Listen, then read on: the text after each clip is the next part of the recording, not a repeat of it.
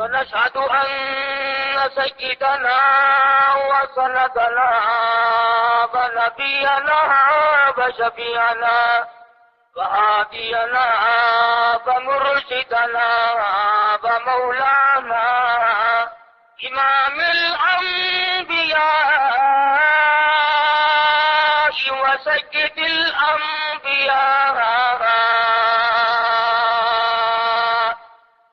خاتم النبيين باليقين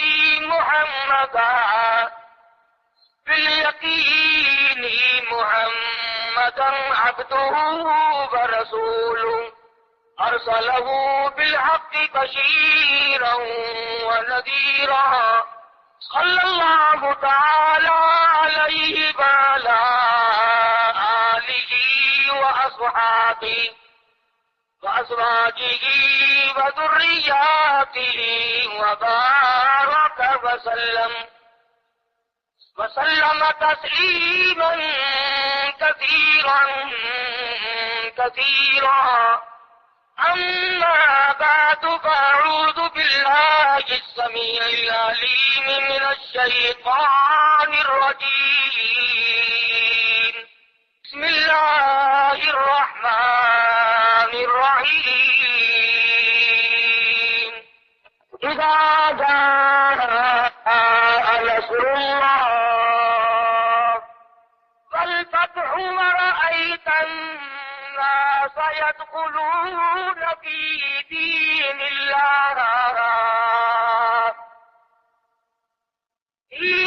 الله أفواجا فسبح بحمد ربك واستغفره إنه كان توابا.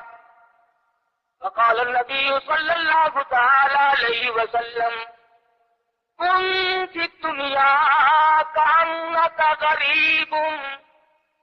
وقال النبي صلى الله تعالى عليه وسلم الدنيا مزرعة الآخرة.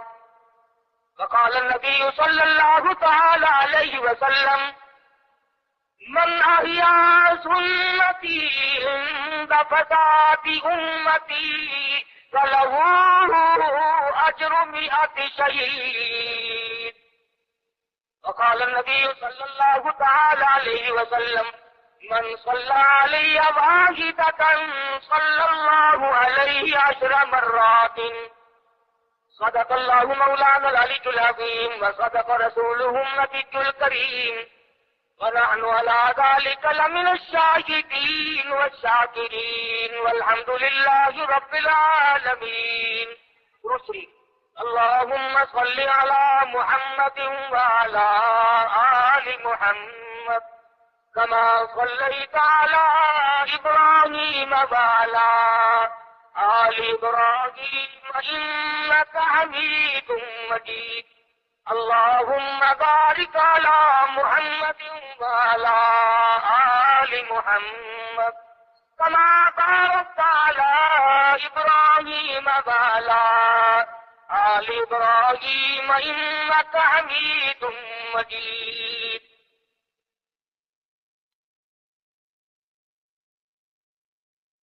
کچھ کفر نے فتنے پھیلائے،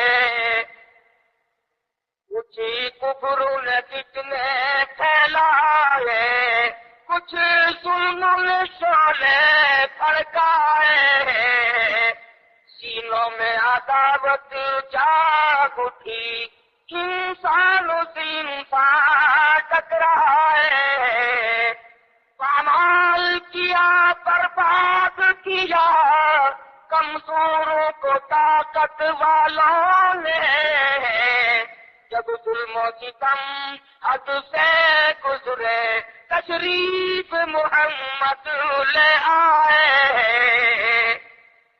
محترم بزرگوں، عزیز دوستوں، رات آپ حضرات کے سامنے امام الانبیاء محبوب کبریا حضرت محمد مصطفیٰ صلی اللہ تعالی علیہ وسلم کی تشریف آوری، آپ کی ولادت باسعادت، لیل و نہار کی گردش کا اصلی مقصد، وجود کائنات کا اصلی سبب، چاند سورج کے وجود میں آنے کا اصلی منشا حضرت محمد الرسول اللہ صلی اللہ تعالی علیہ وسلم کی تشریف آوری تھی۔ آپ نے تشریف لا کر دنیا بنی نو انسان کو عمل کا پیغام دیا، راست بازی کا سبق پڑھایا، حق و صداقت کا درس دیا، اور انہیں یہ بتلایا کہ میں اللہ تبارک و تعالیٰ کی طرف سے نبی بن کر آیا ہوں تمہاری رہنمائی کے لیے۔ جن لوگوں کے مقدر اچھے تھے، جن کے نصیب اچھے تھے، انہوں نے موافقت کی، دامن پکڑا، غلامی کی، جانثاری کی، اور دامن پکڑا تو ایسا پکڑا کہ چاند کے ٹکڑے تو ہو گئے مگر حضور اکرم صلی اللہ علیہ وسلم کا دامن نہ چھوڑا۔ مصائب ٹوٹے، طوفان کے پہاڑ بن کر ان کے سامنے آئے، تلخ سے تلخ وادیوں سے ان حضرات کو گزرنا پڑا، مگر کوئی تاریخ میں ثابت نہیں کر سکتا کہ محمد کریم صلی اللہ علیہ وسلم کے کسی دیوانے نے دین کو چھوڑا۔ امیر تھا یا غریب تھا، مرد تھا یا عورت تھی، کوئی بھی تھا، اور کیوں نہ ہو، جب ان کے سامنے محمد مصطفیٰ صلی اللہ علیہ وسلم دکھ اٹھایا کرتے تھے، صحابہ کرام کی جان نکل جاتی تھی۔ مکہ مکرمہ ہے، اللہ پاک ہر مسلمان کو زیارت نصیب فرمایا، آمین کہہ دو۔ مسلمانوں کی تعداد بڑی کم ہے، بہت تھوڑی سی تعداد ہے، کفر زوروں پہ ہے، جہالت نے انگڑائیاں لے رکھی ہیں، اور وہ دار الندوہ میں بیٹھ کر مشورے کرتے ہیں کہ اس نبوت کے مشن کو ختم کیا جائے۔ قرآن کریم نے ان لوگوں کے مشوروں کو بھی نقل کر دیا، فرمایا وَإِذْ يَمْكُرُ بِكَ الَّذِينَ كَفَرُوا لِيُثْبِتُوكَ۔ محمد صلی اللہ علیہ وسلم کو قید کر دو، ان کی تحریک ختم ہو جائے گی، ان کا مشن ختم ہو جائے گا، اور یخرجوک، یا انہیں قلع وطن کر دو، دیش نکالا دے دو، اور یقتلوک، سارے سے قتل کر ڈالو، نبوت کو دنیا میں سے بے نام و نشان بنا دو۔ اللہ پاک فرماتے ہیں تم نے بھی تدبیر بنائی، تم نے بھی تجویز کی، وَيَمْكُرُونَ وَيَمْكُرُ اللَّهُ، تم نے بھی تجویز بنائی، تم نے بھی پروگرام بنایا، تم نے مشورے کیے میرے نبی کو ختم کرنے کے، تم ختم کرنے کے پروگرام بناؤ، میں حفاظت کا پروگرام بنائے بیٹھا ہوں، واللہ خیر الماکرین۔ پھر دیکھیں گے کس کی تجویز کارگر ہے، کون آگے نکلتا ہے۔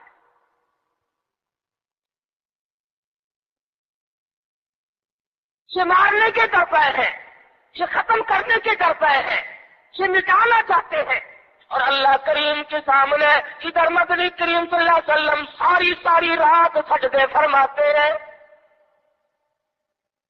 سیدہ عائشہ صدیقہ رضی اللہ تعالیٰ عنہا فرماتی ہے میں سوئی ہوئی تھی، اچانک میری آنکھ کھلی، آپ کا سر سجدے میں ہے، اتنے رو رو کر دعائیں کرتے ہیں، اس قدر آہذاری کی، اس قدر عاجزی فرمائی، آپ کا سانس گھٹنے لگا۔ عائشہ صدیقہ فرماتی ہے میں کلیجے کو پکڑ کر بیٹھ گئی، کہیں آج میں بیوہ تو نہیں ہو جاؤں گی۔ دعائیں مانگتے ہیں میرے پروردگار، میری امت کو معاف کر دے، میری امت کو بخش دے۔ آواز آتی ہے او میرے کالی کملی والے، او محبوب رویا نہ کر، اتنا پریشان نہ ہوا کر۔ وما كان الله ليعذبهم وأنت فيهم وما كان الله معذبهم وهم يستغفرون۔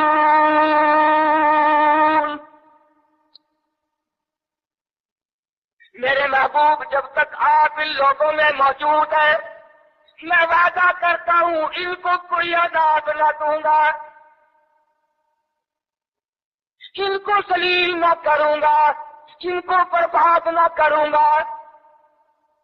اور میرے پروردگار موت تو برحق ہے، موت تو سب کی آئے گی، میں تو یہ وعدہ چاہتا ہوں میرے بعد کی آنے والی، میں جب پردہ کر جاؤں، جب میں رخصت ہو جاؤں، میرے بعد میں جو امت بچے اس کو بھی عذاب نہ دے۔ آواز آئی محبوب تیرے آنسو مجھ سے دیکھے نہیں جاتے۔ وما كان الله معذبهم وهم يستغفرون۔ جو استغفار کرنے والے لوگ ہوں گے، جو مجھے منانے والے لوگ ہوں گے، جو معافی طلب کرنے والے لوگ ہوں گے، میرے محبوب میرا تو سے وعدہ ہے، مجھے اپنی کبریائی کی قسم میں انہیں بھی برباد نہیں کروں گا۔ امت کے لیے رات دن دعائیں مانگی، رو رو کے دعائیں مانگی۔ حضرت ابو ہریرہ رضی اللہ تعالیٰ عنہ فرماتے ہیں نبی کریم صلی اللہ علیہ وسلم قرآن کی تلاوت فرمایا کرتے تھے، جب عذاب کی آیت آتی اتنا سانس پھول جاتا، اس قدر گھبراہٹ آ جاتی، مجھے یوں آواز آتی جیسے ہنڈیاں کھول رہی ہو۔ نبی ساری ساری رات روئے، نبی کے قدموں پہ ورم آ گئے، ساری رات قرآن کی تلاوت کی۔ امت کی رات بدکاری میں کٹ رہی ہے، صبح کاری ہو گئی، قبر کی تیاری ہے، آج تک یہ نہ سوچا ثم لم يتوبوا فلهم عذاب جہنم ولهم عذاب الحریق۔ جلا دینے والا عذاب تباہ کر دے گا۔ کون اس سیرت کو پڑھے؟ قرآن تو سیرت بیان کرتا ہے، کوئی کیا سیرت بیان کرے گا؟ صحابہ اکرام نے جن کی آنکھوں نے حضور کا حال دیکھا، تم نے کبھی اپنے نبی کا لباس نہ پوچھا، بٹن کی جگہ میرے آقا کے کرتے مبارک میں کانٹے چبھے ہوئے ہیں، آرام فرماتے ہیں گلے میں کرتا نہیں ہے۔ صحابی نے سوچا مجھ سے زیادہ کسی کو بھوک نہ ہوگی، پیغمبر کے سامنے جا کر کرتا اٹھا دیا، یا رسول اللہ ذرا دیکھو میرا کیا حال ہے، سیدھا نہیں ہو سکتا ہوں، پیٹ پہ پتھر باندھ رکھا ہے۔ رحمت والے ہاتھوں سے کرتا اٹھایا اور صحابہ کی آنکھوں نے دیکھا ایک کے بجائے 2 پتھر بنے ہوئے۔ ابو ایوب انصاری رضی اللہ تعالیٰ عنہ کا مکان ہے، اللہ اللہ، ہجرت فرما کر مدینہ طیبہ میں تشریف لائے۔ ہر کوئی چاہتا ہے میرے دروازے پہ قیام ہو، مجھے یہ سعادت ملے، امام الانبیاء میرے مہمان بنے۔ مدینے میں پہنچے، سب نے تمناؤں کا اظہار کیا، اپنی خواہشات کا اظہار کیا۔ صحابہ رو رہے ہیں، اے کاش یہ دولت مجھے مل جائے۔ فرمایا چھوڑ دو، میری اونٹنی جہاں بیٹھ جائے گی میں وہیں ٹھہروں گا، میں وہیں کا مہمان بنوں گا۔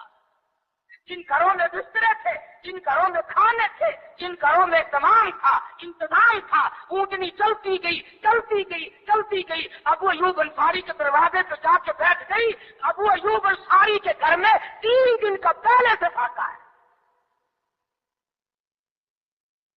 نبی کریم صلی اللہ تعالی علیہ وسلم کا مدینے میں قیام ہے، اللہ کے حکم سے قیام ہے۔ اللہ میاں نے ٹھہرایا، ابو ایوب انصاری کے مہمان بنایا، جس گھر میں 3 دن کا پہلے سے فاقہ موجود ہے۔ عرض کرنے لگا میرے آقا آپ اوپر قیام فرمائیں گے یا نیچے قیام فرمائیں گے؟ فرمایا ہمیں آنے جانے میں تکلیف ہوگی، ہم اوپر نہیں جاتے، ہم نیچے رہیں گے، بال بچوں کو اوپر لے جاؤ۔ نبی ابو ایوب انصاری رضی اللہ تعالی عنہ کے بال بچوں سے اعتراض فرماتے ہیں اوپر چلے جاؤ، ہم نیچے ٹھہریں گے تاکہ پردہ کرانے میں بار بار ہمیں تکلیف نہ اٹھانی پڑے۔ اور نبی اپنے امتی کی بیوی کی عزت کو، آبرو کو اتنا عزیز رکھتا ہے، اور آج مسلمان جو ہے وہ سڑکوں پہ گھسیٹے پھرتا ہے۔ میں ابھی 80 میں جب ہندوستان گیا، پٹیالے شہر میں ظہر کی نماز جب میں پڑھ کے نکلنے لگا، ایک عورت نے میرا یہاں سے ہاتھ پکڑا اور کہنے لگی مولوی تو پاکستان سے آیا؟ میں نے کہا ہاں بہن پاکستان سے آیا ہوں۔ رو پڑی اور کہنے لگی وہ محمد ابن قاسم کب آئے گا؟ تو سارے مر گئے، سید کی بیٹی ہو، اس کے گھر میں 34 برس ہو گئے خنزیر کھاتے ہوئے، وہ کب چھڑاؤ گے؟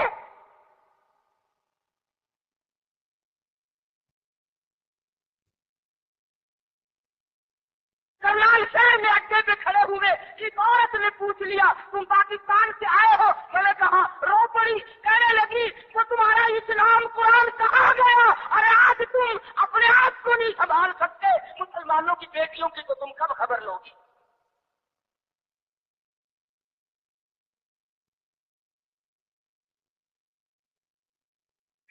مدنی کریم صلی اللہ تعالی علیہ وسلم فرماتے ہیں ہم نیچے قیام کریں گے، تم اوپر چلے جاؤ۔ ابو ایوب انصاری اوپر تشریف لے گئے، دل میں خیال آیا نبی کا حکم ملا، میں اوپر آ گیا، ادب کے خلاف ہے میں اوپر بیٹھوں، میرے آقا نیچے ہے۔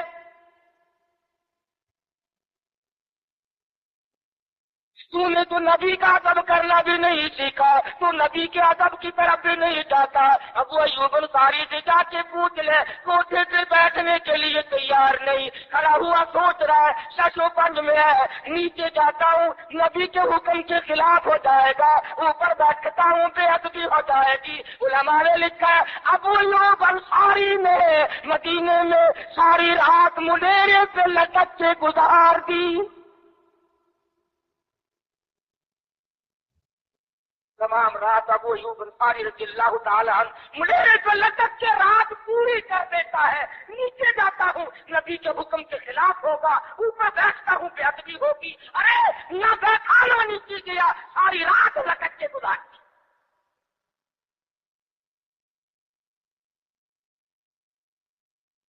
آج ہم سوچنے پر مجبور ہیں کہ آخر ہم بے ادبوں کے ساتھ ہوگا کیا، بنے گا کیا؟ جن لوگوں نے ادب کیا ان کے مقدر جاگ اٹھے، ان لوگوں کو خدا بندی کریم نے دنیائی میں وقت لگائے۔ حضرت خالد بن ولید رضی اللہ تعالی عنہ اطلاع دی گئی، خبر ملی کہ عیسائی سردار عیسائی بادشاہ 1.5 لاکھ کے قریب فوج لے کر مسلمانوں پہ حملہ کرنے کے لیے آ رہا ہے۔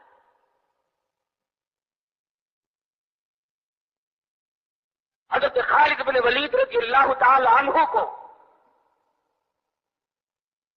50-60 آدمی دیے، جاؤ بادشاہ کی فوج کا اندازہ لگا کے آؤ، تخمینہ لگا کے آؤ، اسلحہ دیکھ کے آؤ، ان کی تعداد کا اندازہ لگاؤ وہ کتنے ہیں۔ حضرت خالد بن ولید رضی اللہ تعالی عنہ چند صحابہ کرام کو ساتھ لے کر کے پہنچے۔ عیسائی بادشاہ کو پتا چلا، اس نے حضرت خالد بن ولید رضی اللہ تعالی عنہ کو بلایا اور کہنے لگا کہ دیکھو جنگ اچھی چیز نہیں ہے، ہم سے صلح کر لو، ہم سے صلح کر لو۔ حضرت خالد فرمانے لگے صلح میں دیر کیا ہے، لا الہ الا اللہ محمد الرسول اللہ صلی اللہ علیہ وسلم، کلمہ پڑھ، مسلمان بن جا، میرا بھائی بن جا، جنت کا حقدار بن جا، میرے نبی کا غلام بن جا، اللہ کی توحید کا ماننے والا بن جا، ابھی تمام باتوں میں صلح ہو جائے گی۔ وہ کہنے لگا بڑا جلدی کلمہ پڑا ہے، جیسے میں اکیلا بیٹھا ہوں، تو نے میری فوج دیکھی ہے؟ 1.5 لاکھ فوج لے کے آیا ہوں، کہاں جائے گی میری فوج تمہیں؟ کلمے پڑھا رہا ہے. حضرت خالد کو کہنے لگا تجھے پتا نہیں تو کس کے سامنے کھڑا ہے؟ فرمایا ہاں ایک عیسائی کافر کے سامنے کھڑا ہوں. وہ کہنے لگا ہے کوئی جلاد؟ فوراً تلوار لے کر حاضر ہو گئے. کہا اس گستاخ کی گردن کاٹ مارو. حضرت خالد کے ساتھ 2 آدمی اور تھے. انہوں نے یہ نہیں کہا ہیں جی اجی ہم تو یوں ہی بات کر رہے تھے جی، اجی آپ برہم ہو گئے، اجی حضور آپ ناراض ہو گئے. حضرت خالد نے یہ نہیں فرمایا کہ باہر والوں کو اطلاع کر دو، وہ 50-60 آدمی تو ہمارے ساتھ مل جائے. 2 ساتھیوں کو فرمایا اب ایک دوسرے کی طرف مت دیکھنا، تلوار نکال لو، انشاءاللہ اور سے کوثر سے ملاقات ہوگی. 3 آدمی 1.5 لاکھ کے مقابلے میں ٹکرا گئے.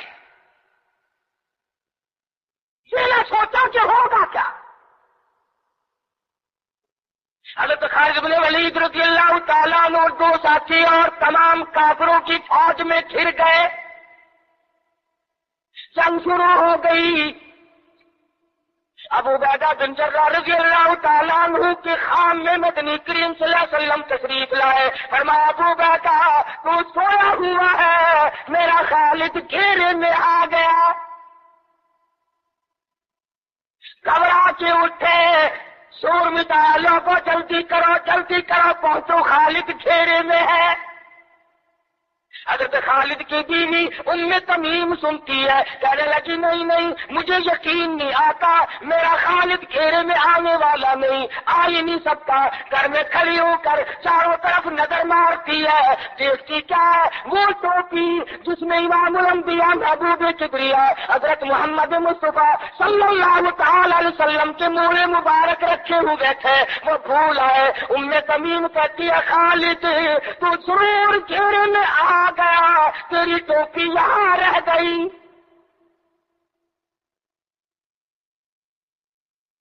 ام تمیم نے ٹوپی لے کر کے شور نہیں مچایا، کپڑے نہیں پھاڑے، چہرہ نہیں نوچا، ابو عبیدہ کے پاس نہیں آئی، بغل میں ٹوپی دبائی، فرقہ اوڑھا، گھوڑے پہ سوار ہوئی، تلوار لے کر گھوڑے کو سر پٹ چھوڑ دیا. صحابہ دیکھ رہے تھے، ارے یہ کون ہے؟ یہ کوئی جاسوس معلوم ہوتا ہے، اسے پکڑو. صحابہ نے گھوڑے دوڑائے، گھیرے میں لے لیا، پوچھا برقع پوچھ تو کون ہے؟ کہنے لگی میں چھیڑوں خالد کی بیوی ام تمیم ہوں. تو کہاں چلی ہے؟ کہنے لگی میرا خالد گھیرے میں آ گیا، ٹوپی گھر پہ بھول گیا، وہ پہنچانے چلی ہو، ہمیں دے دے ہم پہنچا دیں گے، تو عورت ساتھ ہے. کہنے لگی خالد کی جو قدر میں جانوں تم نہیں جانتے،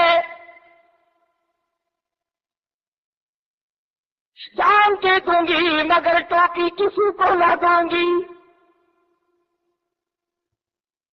نکل پڑی، آنکھیں دیکھا تلواریں چل رہی ہیں، گاجر مولی کی طرح آدمی کٹ رہے ہیں. حضرت خالد بن ولید بیچ میں ہے. ام تمیم نے تلوار نکال کر چلانی شروع کر دی، گاجر کی طرح لوگوں کو کاٹ مارا. خود حضرت خالد کہتے ہیں اور میرے ساتھیوں اس نوجوان کو پہچانو، اس برقع پوش کو پہچانو، اس نقاب پوش کو پہچانو، یہ کون ہے؟ جب سامنے گئی نقاب اٹھا کے کہنے لگی خالد تیری بیوی ام تمیم ہو، یہ ٹوپی بھول آئے ہو، پہنچانے آئی ہو. اور کراچی کے مسلمانوں تم نے کبھی سوچا نہیں خالد کے سر پہ نبی کی ٹوپی نہیں، جس میں نبی کے بال رکھے ہوئے تھے، وہ گھیرے میں آ گئے. آج تیرے پاس قرآن نہیں، تو گھیرے میں ہے. وہ ٹوپی گھر پہ بھول آیا تھا، تو قرآن کو مسجد میں قید کر کے آیا، آج تو کفر کے لڑزے میں پھنسا ہوا ہے، تو گھیرے میں ہے، تجھے کوئی نہیں نکال سکتا اللہ کے قرآن کے سوا. تم کتنی عسکری طاقت بڑھاؤ، تم تعداد بڑھا لو، تم چھوٹے بڑے زور لگاؤ، کتنی تم کوشش کرو، خدا کی قسم جب تک تم اللہ کا قرآن لے کر کے نہیں بیٹھتے اس وقت تک تمہارا گھیرا نہیں ٹوٹ سکتا. تم نے اللہ کے قرآن کو مسجد میں قید کر دیا،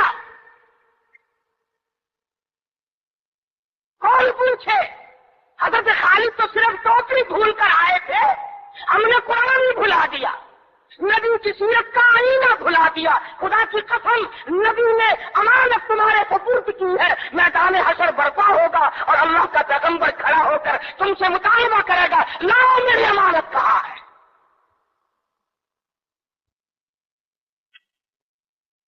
کچھ لوگ کہیں گے اور جی ہم تو عشق کی وجہ سے ایسا کر بیٹھتے ہیں، محبت میں ہمیں پتہ ہی نہیں چلا قرآن کہاں رہ گیا،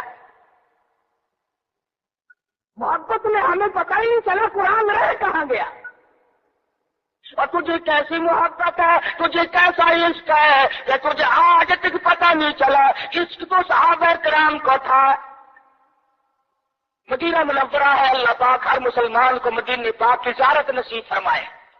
خدا کی قسم، مدینے کی ہوا میں جو خوشبو ہے تمہاری وہ کستوری میں نہیں ہو سکتی، وہ مشک میں نہیں ہو سکتی، وہ عنبر میں نہیں ہو سکتی، وہ زعفران میں نہیں ہو سکتی۔ اے مدینے کی ہوا میں جو خوشبو ہے، جو گنبد خضرا سے ٹکرا کر آتی ہے، اس ہوا میں خوشبو بھی نرالی ہے۔ صحابہ کہتے ہیں کہ جب ہم نبی صلی اللہ علیہ وسلم کو تلاش کرنے کے لیے نکلتے تو کسی سے پوچھتے نہیں پھرتے تھے، بلکہ مدینے کی ہوا بتاتی تھی، ادھر آؤ ادھر آؤ، حضور ادھر تشریف لے گئے۔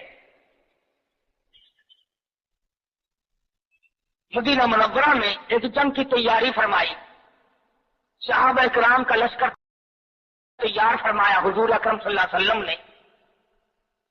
جمعے کا دن ہے، صبح کا وقت ہے، لشکر کو ساتھ لے کر کے تشریف لے گئے، 2-3 میل تک رخصت فرمانے کے لیے گئے تو آ کر کے واپس آ گئے، اللہ تمہیں کامیاب فرمائے۔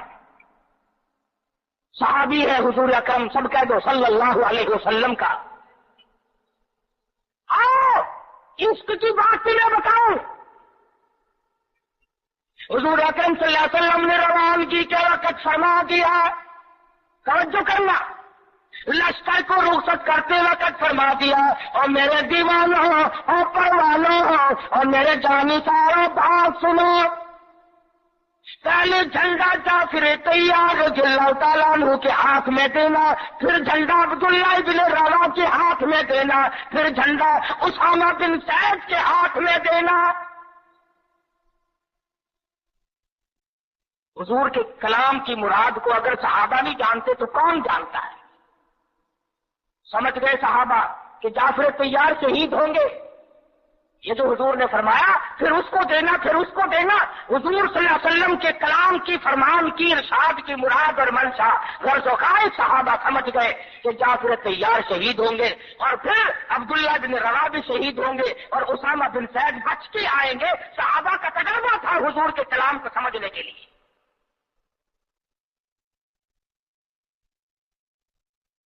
عبداللہ ابن رواحہ رضی اللہ تعالیٰ عنہ نے سوچا کہ تسلی تو میری ہو گئی کہ میں شہید ہوں گا، اس جنگ میں واپس نہیں آؤں گا، مگر چلو جمعے کا دن ہے، سواری میری بڑی تیز ہے، میں آخری جمعہ سرکار دو عالم صلی اللہ علیہ وسلم کے پیچھے کیوں نہ پڑھوں، اور جمعہ پڑھ کے جاؤں گا، ایک مرتبہ اور اپنے آقا کا دیدار کروں گا۔ واپس مدینے میں آئے، گھر نہ گئے، بیوی بچوں میں نہ گئے، باغ و بہار میں نہ گئے، فصل باڑی میں نہیں گئے، لوگوں میں نہیں گئے، سیدھے مسجد نبوی میں تشریف لائے۔ جمعے کی نماز کے بعد مدنی کریم صلی اللہ علیہ وسلم سے سلام کیا، حضور نے فرمایا عبداللہ میں نے تو تجھے صبح رخصت کیا تھا لشکر کے ساتھ، تجھے صبح روانہ کر دیا تھا، تو چلا گیا تھا فوج کے ساتھ۔ عرض کیا یا رسول اللہ میرے ماں باپ قربان ہو جائیں، آپ کے فرمان سے میں نے یہ اندازہ لگایا کہ میں شہید ہو جاؤں گا، میرا یہ آخری جنگ ہے، یہ آخری جہاد ہے۔ میرے دل میں ایک بات آئی، آج جمعے کا دن ہے، اپنے آقا کے پیچھے جمعہ بھی پڑھوں، آخری جمعہ پڑھوں اور آخری دیدار کر کے جاؤں۔ اب تھوڑے سے مجھے آپ بول کے بتائیں عبداللہ ابن رواحہ کا یہ عشق ہے کہ نہیں؟ کوئی ڈر کی بات نہیں، کوئی خوف کی بات نہیں، بیوی بچوں کی محبت نے نہیں کھینچا، باغوں کو دیکھنے نہیں گیا، بچوں سے ملاقات کے لیے نہیں گیا۔ ارے حضور کا عشق ہے، کہتا آخری جمعہ، آخری دیدار، آخری ملاقات۔ اور عرض کیا میرے آقا میں اپنے ساتھیوں کو جا ملوں گا، میری سواری بڑی تیز ہے۔ امام الانبیاء محبوب کبریا حضرت محمد مصطفیٰ صلی اللہ علیہ وسلم کا چہرے انور سرخ ہو گیا۔ فرمایا عبداللہ تو ساتھیوں کو نہیں مل سکتا، جب تیرے ساتھی جنت میں جائیں گے 500 سال بعد میں بہشت میں جا سکے گا۔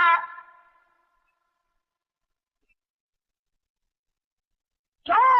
اس لیے چاہے تم عشق کے تحت آئے، محبت کی وجہ سے آئے، جذبے کی وجہ سے آئے، جمعے کے لیے آئے، میرے دیدار کے لیے آئے، میری ملاقات کے لیے آئے، جب میں نے رخصت کر دیا تھا میرے حکم میں تاخیر کیوں کی؟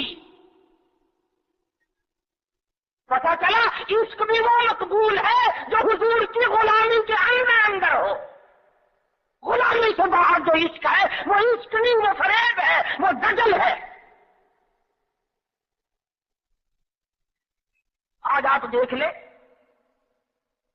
نام دیکھو، شکل دیکھو، نام ہوگا عاشق رسول اور شکل دیکھو تو خدا کی قسم پہچان نہیں سکے گا آدمی۔ کیا کر سکتا ہے آدمی شکل میں؟ صورت نہیں، لباس نہیں، اخلاق نہیں، کردار نہیں، تمام چیزوں کا تختہ نکال کے رکھ دیا ہے۔ اور آج قوم اسی وجہ سے مصیبتوں سے دوچار ہے، وہ نرغے میں پھنسی ہوئی ہے، وہ نکل نہیں سکتی، وہ سہارا ڈھونڈ رہی ہے مادی قوت کا۔ حضور ناراض ہو گئے صلی اللہ علیہ وسلم۔ صحابی کہتے ہیں میں چاہتا تھا زمین پھٹ جائے، مجھے لقمہ بنا کر نکل جائے۔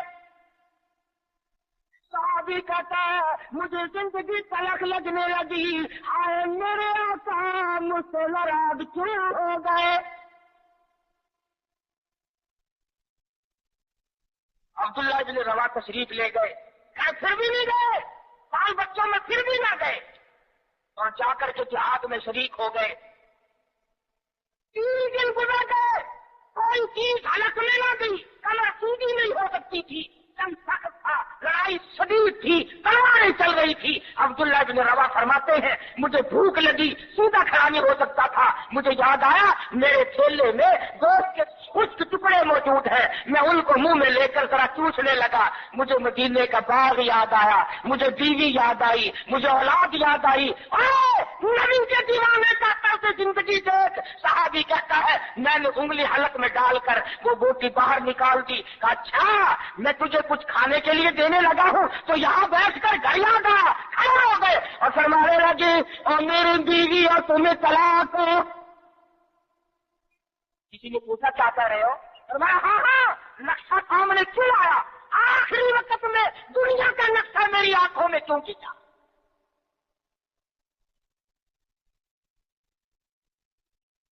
صحابی نے اپنے دل میں تصور بھی لانا اچھا نہ سمجھا، میری عاقبت خراب نہ ہو جائے، میری آخرت نہ بگڑ جائے۔ عبداللہ بن روا تلوار لے کر کھڑے ہو گئے، کسی نے لکھا 3 دن کا، بعد نے لکھا 5 دن کا پھوکا صحابی ٹکڑے ہو گیا۔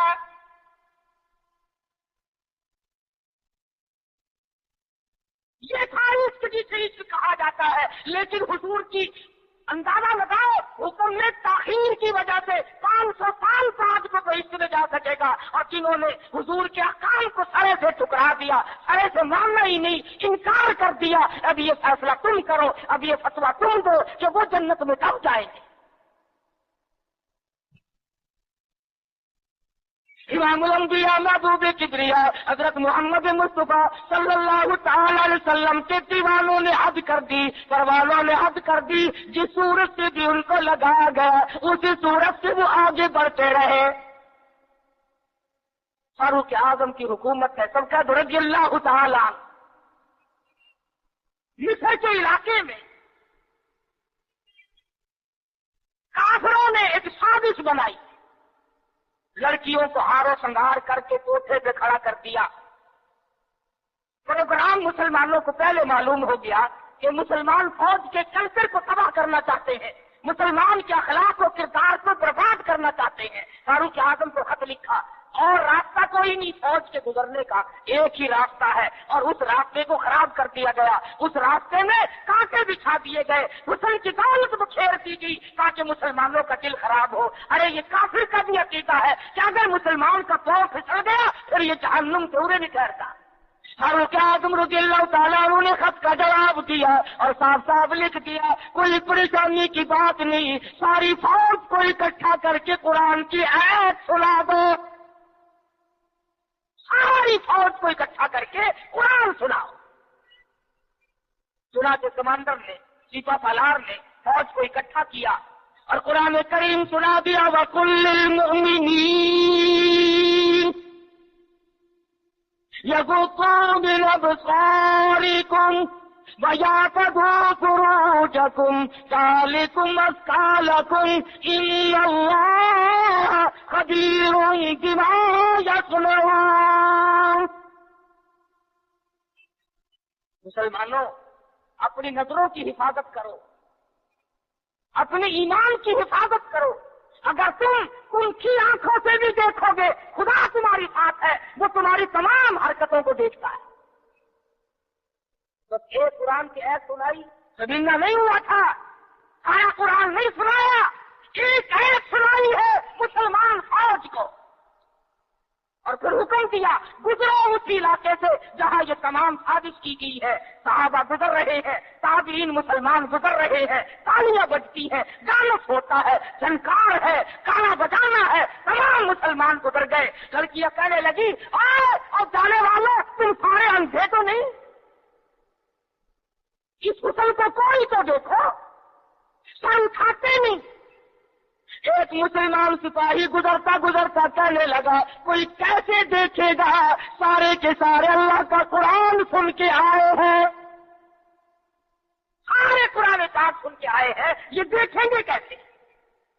لڑکیاں کہنے لگی، وہ قرآن کیسا ہے، اس میں کتنی قوت ہے، اس میں کتنی طاقت ہے، اس میں کتنی استعداد ہے، اس میں کتنی پاور ہے، جو ایسے حسن کے نظارے سے روک دے، جو ایسا حسن نہ دیکھنے دے۔ اور کہنے لگے، اور جانے والوں یوں نہ جاؤ، وہ قرآن کریم ہمیں بھی سناتے جاؤ، سناؤ ہمیں وہ قرآن۔ ایک مسلمان سپاہی چلتا بھی جاتا ہے، قرآن بھی پڑھتا جاتا ہے۔ تاریخ شاہد ہے، عیسائیوں کی بیٹیاں تھی، یہودیوں کی لڑکیاں تھی، کافروں کی بیٹیاں تھی، ارے سڑک کو کاٹ کر نیچے چھلانگ لگائی، اور جانے والوں چھوڑ کے نہ جاؤ، ہمیں بھی یہ قرآن سناؤ اور ہمیں بھی اللہ کے بندے بناؤ۔ ایک آیت سن کر اتنا عمل کیا، جن کو ثابت بنایا تھا وہ تمام لڑکیاں مسلمان ہو کر مجاہدین کے ساتھ آ جاتی۔ عقل کرو، شادی میں تو قرآن کو جگہ نہیں دیتا، بنگلے میں، کوٹھی میں، فلائٹ میں، کاروبار میں، دکان میں خدا کے قرآن کو جگہ نہیں دیتا۔ خدا کی قسم، ارشاد فرمایا مدنی کریم صلی اللہ علیہ وسلم نے، جو لوگ قرآن پاک کی تلاوت کرتے ہوئے مر جائے، اپنی قبر سے قرآن پڑھتا ہوا اٹھے گا، اس کے منہ سے کستوری کی خوشبو آ رہی ہوگی۔ اہل محشر کہیں گے، الہی یہ کون لوگ ہیں؟ قیامت کا دن ہے، سخت دن ہے، بڑی پریشانی کا دن ہے، لوگ اپنے پسینوں میں غرق ہے، اس کے یہاں سے خوشبو آ رہی ہے، یہ کون ہے؟ جواب ملے گا، تو گالی بکتا مرا تھا، تو گانے گاتا ہوا مرا، تو گیت سنتے ہوئے مرا، تیرے دماغ میں کنجری بسی ہوئی تھی، تیرے دل میں بدمعاش عورت بسی ہوئی تھی جب تو مرا، اور یہ وہ ہے جب موت آئی تو میرا قرآن پڑھ رہا تھا۔ آج بھی قرآن پڑھتا ہوا اٹھا ہے، اس لیے اس کے منہ سے برکت، قرآن کی برکت سے خوشبو آتی ہے۔ پوری برکتوں کو جانتی، یہ بسوں میں دیکھو، ٹیکسیوں میں دیکھو، یہ عورتیں پیچھے بالوں میں خود لگاتی ہیں نا خود۔ ایک دن میں بیٹھ گیا تو کہنے لگے، مولوی صاحب فرنٹ سیٹ پہ بیٹھ جاؤ، فرنٹ سیٹ پہ۔ اور جب بس ہلتی ہے نا تو میرے ماتھے میں یوں لگے کوئی چیز، میں نے پکڑ کے دیکھا تو عورت کی چوٹی۔ ایمان سے میں نے ڈرائیور سے کہا، میں نے کہا یہ تیری موٹر بنانی ہے؟ میں نے کہا نہیں، پھر میں نے کہا یہ دودھ تیری ہے؟ تو لگا نہیں بابا فرید کی ہے۔ میں بولا کہتے بابا فرید تو مرد تھا، اس کی کدھر سے آئی؟ عقیدہ دیکھ، تصویر لٹکی ہوئی ہے، یہ کس کی ہے؟ فلانے بابا کی ہے، ایمل شریف والے بابا کی ہے، کاٹ پٹل والے، اور یہ بابے تھے یا بابا کی یہ عورتیں دھو رہی تھی؟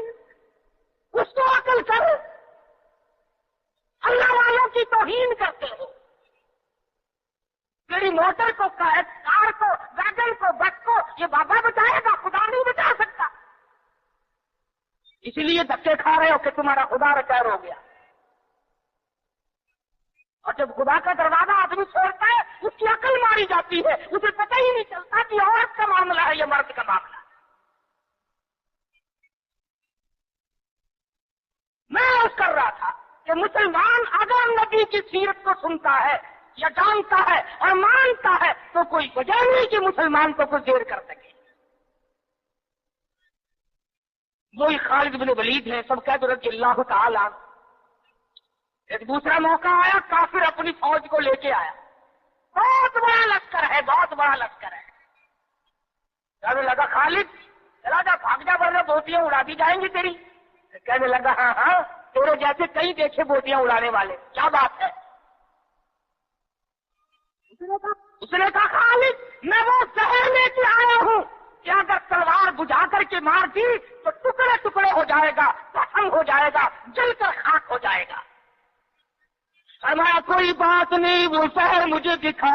وہ کافر نے، عیسائی سردار نے وہ شیشی نکال کر حضرت خالد کے حوالے کر دی۔ حضرت خالد نے اللہ کا نام لیا اور لے کر اتنا سخت قسم کا زہر جس میں نامعلوم کیا کیا چیز ڈالی ہوئی تھی، 2 قطرے زمین پہ ٹپکائے، زمین میں آگ لگ اٹھی، زمین میں آگ لگ گئی۔ خالد کا ایمان دیکھو، نبی کے دیوانے کا ایمان دیکھو، اور نبی کا صحابی ہے، نبی کا جانثار ہے، نبی کا غلام ہے۔ ہاتھ سے شیشی لی اور بسم اللہ کر کے تمام شیشی کو پی کر خالد سامنے کھڑے ہیں، فرمانے لگے دیکھ تیرے سامنے آرام سے کھڑا۔ کہنے لگا کہ تم تو کچھ بھی نہیں، تمہیں تو یہ زہر کچھ نہیں کہتا، تم کیا کھاتے ہو، تم کیا پیتے ہو، تمہارا کیا مطلب ہے، اور جاؤ اپنے خیمے میں، میں تمہارے پاس آؤں گا۔ عیسائی سردار گیا، خالد کو کہنے لگا وہ قصہ کھلا، وہ دوا پلا، جس کو زہر کچھ نہ کہے، تلواریں نہ ڈرائے، تیر نہ ڈرائے، مرنے سے نہ ڈرے۔ فرمایا غسل کر، غسل کیا، فرمایا لا الہ الا اللہ محمد الرسول اللہ صلی اللہ علیہ وسلم، کلمہ پڑھایا۔ عیسائی کلمہ پڑھ کے کہنے لگا خدا کی قسم اب وہی جذبہ، وہی ہمت، وہ قوت میرے اندر آ گئی، تم ٹھہرو، اب اس ساری فوج سے میں اکیلا ٹکراؤں گا۔ چنانچہ وہ ٹکرا گیا اور شہید ہو گیا۔ تو ایسی صورت میں جب کہ عقائد کا میدان ہمارا یہ ہو اور عمل کا میدان ہمارا یہ ہو اور کردار کی صورت یہ ہو تو بات کیسے بنے؟ تو میں کر رہا تھا امام الانبیاء محبوب کبریا حضرت محمد مصطفیٰ صلی اللہ تعالی علیہ وسلم کی تشریف آوری کا یہی مہینہ، ولادت بات کا یہی مہینہ، اور حضور کی وفات کا بھی، آپ کی رخصتی کا بھی یہی مہینہ۔ بلکہ میں نے رات عرض کیا تھا کہ پیدائش میں تو کچھ اختلاف بھی ہے، 9 کا، 10 کا، 11 کا، آپ کی رخصتی میں کسی کا اختلاف نہیں۔ اور اگر 12 پیدائش کی ہے تو 12 وفات کی اللہ میاں نے جان کے رکھی۔ تو بھی کراچی کے لوگوں، خدا بند عالم تمہارے یہاں بے نیاز ہے کہ نہیں؟ اللہ میاں کو بے نیاز مانتے ہو؟ اللہ میاں جانتا تھا کہ نبی کی آمد کی خوشی میں نامعلوم ناچیں گے، دعوت کریں گے، ڈھول بجائیں گے، کیا کیا خرافات کریں گے۔ اللہ میاں نے اسی دن میں حضور کی وفات رکھ دی۔ فرمایا اگر خوشی آئے اچھلا مت، غم آئے تو سوال نہ ہو جاؤ، وہی دن خوشی کا اور وہی دن غمی کا۔ تجھے غم کا کیا پتا؟ تیرا بیٹا مر جائے تجھے غم کا پتا؟ تیری بیگم مر جائے تجھے غم کا پتا، تیرا جوان کریل بھائی مر جائے تجھے غم کا پتا، تو نے ماں کا صدمہ دیکھا ہوگا، تم نے ماں باپ کا صدمہ دیکھا ہوگا، تم نے بیٹے کی موت کا صدمہ دیکھا ہوگا۔ خدا کی قسم جاؤ بلال سے جا کے پوچھو جب حضور رخصت ہوئے تیرا کیا حال بنا تھا۔ تو کیا جانے کہ صحابہ کرام پہ اس دن کیا بیتی۔ حجۃ الوداع کے زمانے سے لے کر 12 ربیع الاول تک محمد مدنی صلی اللہ علیہ وسلم بیمار رہے۔ آخری وقت کا مرض الموت ازواج مطہرات رضی اللہ تعالیٰ عنہن اجمعین کو جمع فرمایا، فرمایا اے ام حبیبہ، اے زینب، اے حفصہ، تمام کے تمام بخوشی اجازت دو میں اپنی بیماری کے دل ایسا صدیقہ کے حجرے میں گزار لوں۔ وہ کس طریقے سے اجازت مانگتے ہیں؟ ہمارے یہاں تو ساری زندگی اجازت کا سوال ہی پیدا نہیں ہوتا، گویا بیماری کے دن بھی گزارنے تھے، اور ایسا صدیقہ کے حجرے کو قیامت تک کے لیے بہت بڑا مقام دینا تھا۔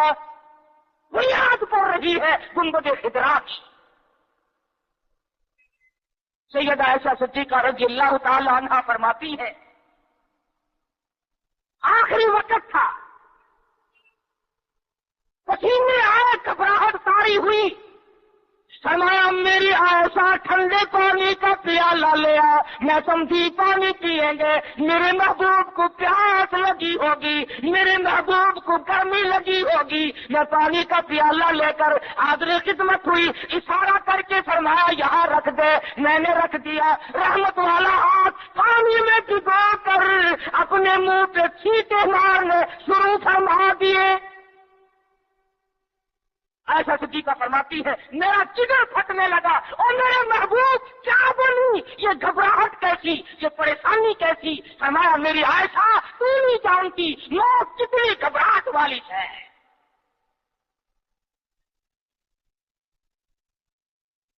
آخری وقت ہے، سیدہ فاطمہ الزہرا رضی اللہ تعالی عنہا بھی پاس بیٹھی ہے، سیدہ عائشہ صدیقہ رضی اللہ تعالی عنہا بھی پاس بیٹھی ہے۔ ارے گالی دینا بڑا آسان ہے، ایسا صدیقہ سے جا کے پوچھ کہ اس دن تیرا کیا حال بنا جب امام الانبیاء رخصت ہوئے تھے۔ صحابہ دیوانے ہو گئے، صحابہ جنگلوں کو نکل گئے، وہ فاروق جیسے کہنے لگے جو کہے گا حضور کی وفات ہو گئی تلوار سے قتل اڑا دوں گا۔ بلال کا کیا بنا، سہیل کا کیا بنا، سلمان فارسی کا کیا بنا؟ ارے جن بچوں کے سر پہ یتیمی کی وجہ سے ہاتھ پھیرا کرتے تھے وہ بچے روئے، مدینے کی عورتیں روئی، مدینے کے بیمار روئے، آج ہم یتیم ہو گئے۔ 12 ربیع الاول مدنی کریم صلی اللہ علیہ وسلم کی وفات کا دن ہے، حضور کی رخصتی کا دن ہے، اور خدا بند عالم نے اس لیے یہ دن رکھا کہ لوگ اچھلنا نہ شروع کر دیں، لوگ بے حد متاثر نہ ہو جائے، اس لیے یہ وہ غم ہے کہ مسلمان کے اندر سے تو نکلنا ہی نہیں چاہیے۔